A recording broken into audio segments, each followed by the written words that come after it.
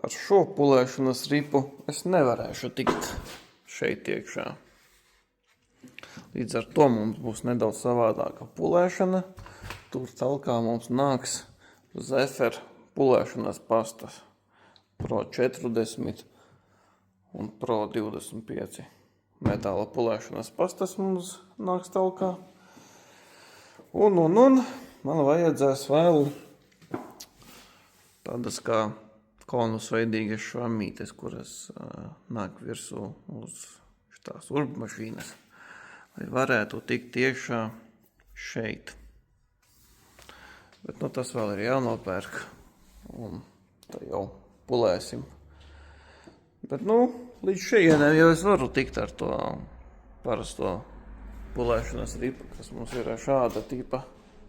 Tā kā iekšā jau mēģināsim zem tā spieķa tikt ar tām konusveidīgajām pulēšanas švamītēm un šīm pulēšanas pastām. Kaut kā tā, tad jau redzēsiet nākamos soļus, ko mēs darīsim ar šiem diskiem.